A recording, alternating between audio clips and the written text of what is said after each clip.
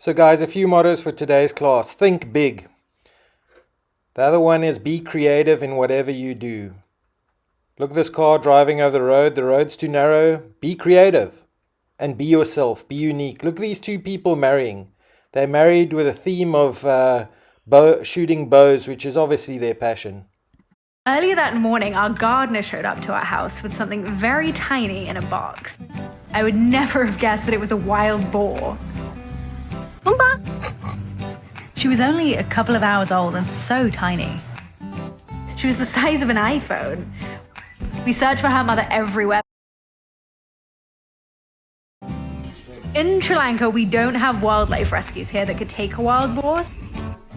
We just couldn't leave her all by herself. We decided to call our vet friend and got to work ourselves. When they first met, Yeju flung her 2-pound body right into his mouth. I've never seen anything like it.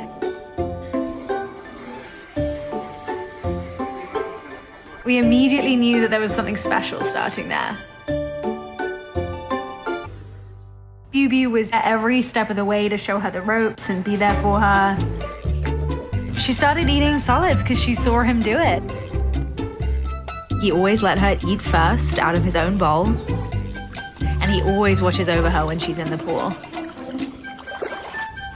He taught her how dogs play with each other.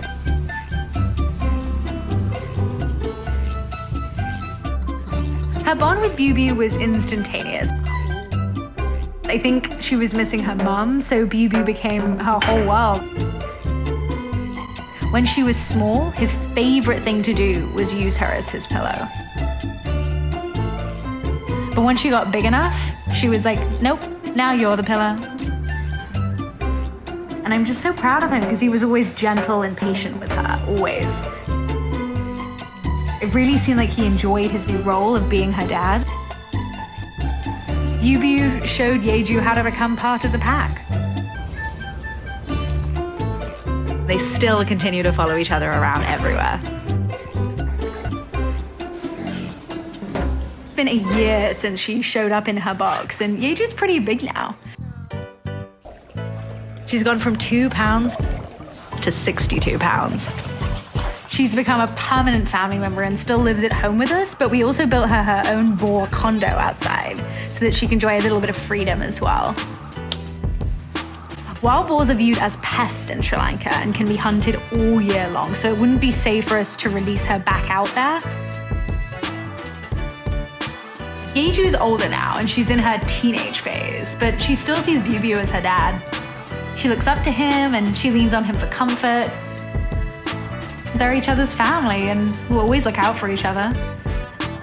I'm just so grateful that Bubu was with us throughout this entire journey, helping raise Yeju. I don't know what we would have done without him.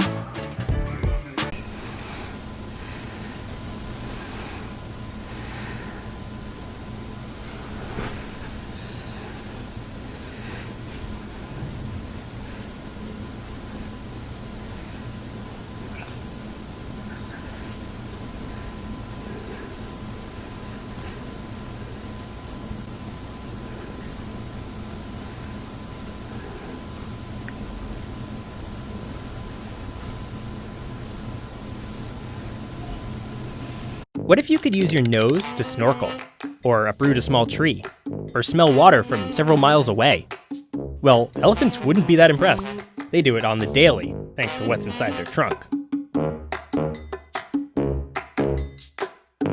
If you were to dissect an elephant trunk, it would actually look more like the inside of your tongue than your nose.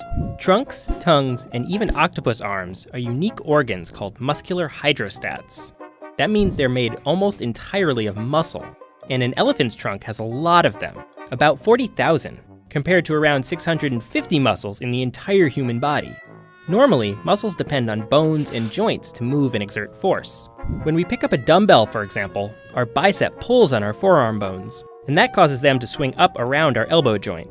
But in an elephant trunk, there are no bones to pull and no joints to hinge on. The muscles take on that role instead. This makes trunks incredibly flexible, so they can move in all directions.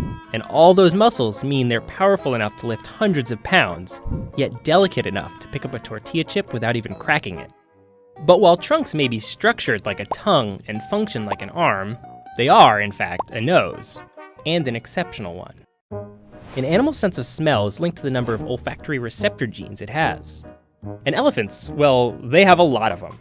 Nearly 2,000, more than any other animal we know of. Bloodhounds, for example, only have about 800, while humans have even fewer. In fact, an elephant's nose is so good, it can actually sniff out bombs. People have reported that African elephants avoid landmines in Angola. And in 2015, researchers put it to the test. Elephants were presented with a lineup of buckets filled with different smells, including TNT, the main ingredient in landmines. Out of 97 TNT samples, elephants detected all but one. They use their nose like we use our eyes, to find food and water, to avoid predators, and to map out other elephants nearby. That's like walking into a family reunion with your eyes closed and knowing exactly where everyone is. But if you can believe it, there are even more tricks up their trunks. When elephants traverse deep rivers, for example, they curve their trunk into a snorkel. And when bathing, they can use it as a hose, or more like a fire hose. With one suck, a trunk can pull in as much as 10 liters of water. And the trunk's impressive abilities haven't gone unnoticed. In fact, if you stick a mirror in front of an elephant, one of their favorite activities is to open their mouth and check out their trunks.